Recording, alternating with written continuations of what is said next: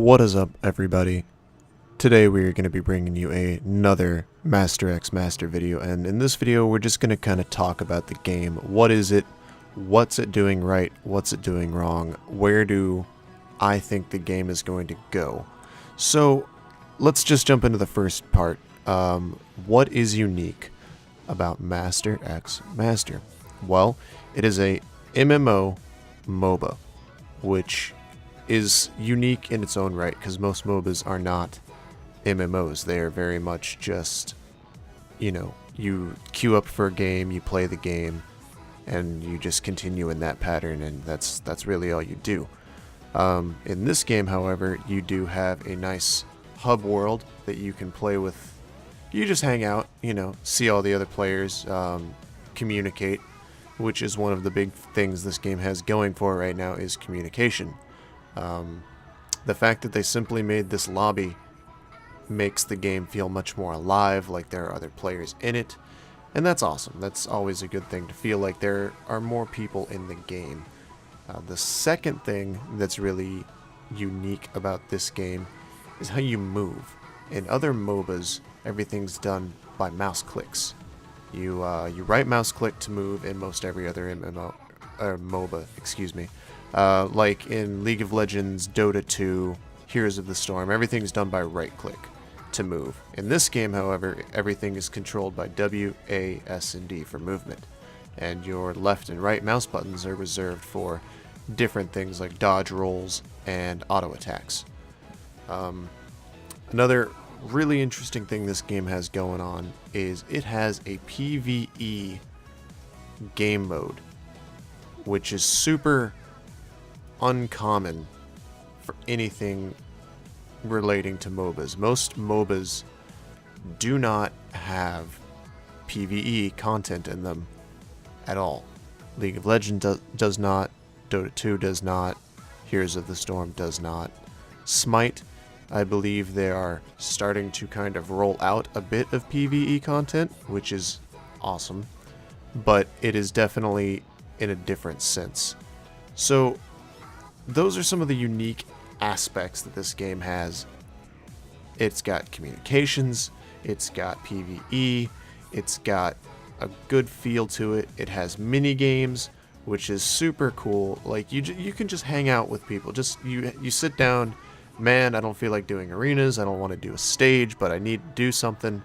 I'm gonna do a mini game. I'm gonna run an obstacle course with my friends, and we're gonna see who can win. Or we're gonna do the jumping challenge, and last person standing on the platforms wins. It's just something super unique and interesting that they decided to do for this game. Another really cool thing about this game is, like Blizzard with Heroes of the Storm, this game uses other IPs.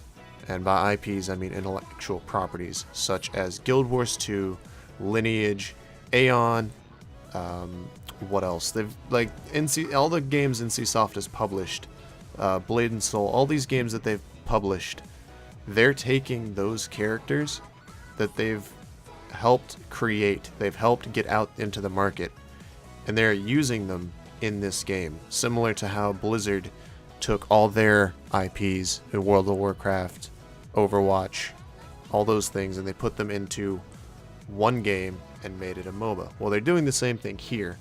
The difference being there are a lot more fresh characters, there's a lot more brand new characters that are not in other games that are here.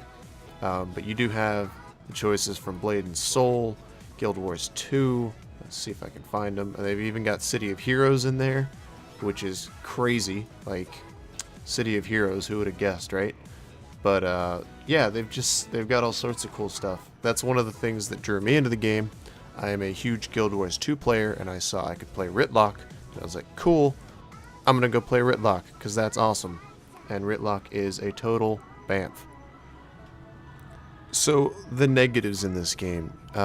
It's kind of hard to tell at the moment, since this game has been out on official release for a few days now. So there's a lot of things that will be changing over the course of the next few months to the next year, like all brand new games do. Hopefully the developers for this stay on top of a lot of the changes that the community would like to happen. So, as of right now, a few of the negatives is it is very grindy to unlock masters. This is a small point, but for some people it does make a huge difference. Like right here, for example, in order for me to unlock this master, I would either have to spend the premium currency, X coins, or I would spend soul. Soul can be unlocked every time you level up, you gain a soul. And from certain dailies, weeklies, and monthlies, you can have a chance to get soul, as well as through daily login rewards. So you can get this soul, and it would cost me 11 souls. So that means I would have to level up 11 times, and you stop leveling up at level 99. So once you've hit 99, you can't get any more soul through leveling because you've hit the level cap. But on top of that, I also have to then go over here and gain these items. I have to get this achievement to unlock this hero. To unlock that achievement, I have to acquire 30 Judge's Long Bows, either through exchange or the Fire Temple. So that's just one thing that I have to go do extra to unlock this hero. Some of them aren't nearly as annoying. Some of them are just, you play the game. This hero, for example, I have to just play 30 games of Titan Ruins. Well, alright, cool, I'm going to play 30 games of Titan Ruins eventually. This guy, to unlock him, I had to play 10 mini games. That's easy, that's no big deal.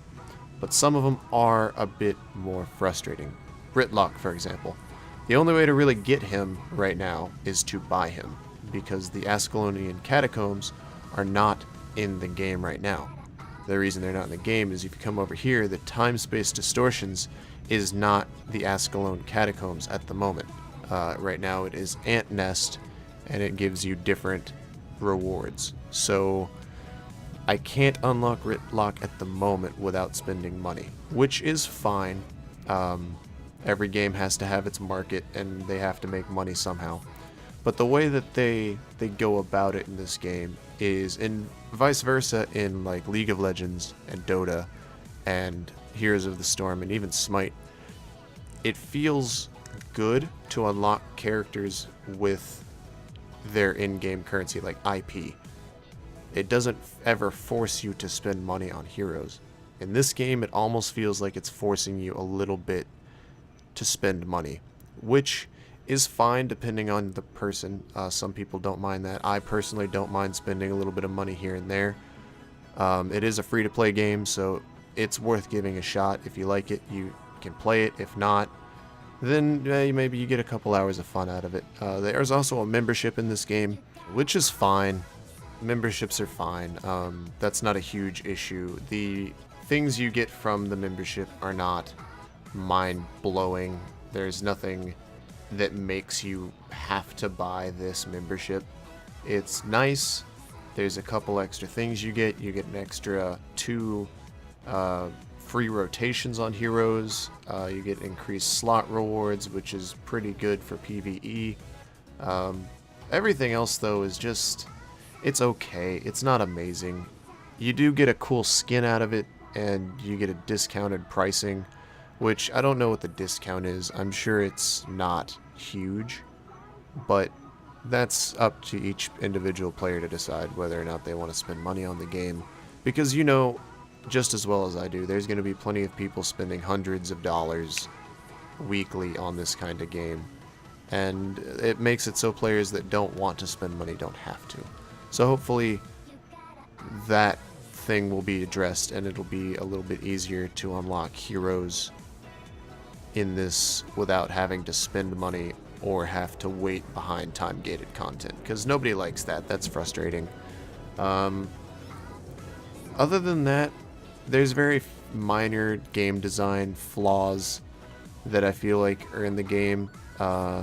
Hero balance is kind of to be determined since the meta hasn't developed yet, and from the games I've played, everyone seems to be viable right now, but I think we'll just have to wait and see how that goes. And maybe after a while there will be the new OP, there will be the new broken comp, but as of right now, everything feels good. The game handles well. There's a little bit of server desync I've noticed, but that's because it's a new game, and it's been running very smoothly since it is a new game. I haven't had any server crashes so far, no issues with that. So yeah, it's just something we're gonna have to wait and see on, and hopefully the developers continue to grow and cultivate the community, because that's what's gonna make or break this game, is whether or not the community is gonna stick around and keep playing the game. But yeah, guys, I think that's just about going to do it for me. I just wanted to get a couple of thoughts out there and really get a conversation going. You know, what do you guys think? What are the things that you see that are flaws in this game? What do you praise this game for? You know, are you going to tell your friends about it? Are you going to get your, your guild up and running, #1 guild, because you want to play this game every day, all day? Let me know what you think down in the comments below. And yeah, I'll catch you guys in the next video.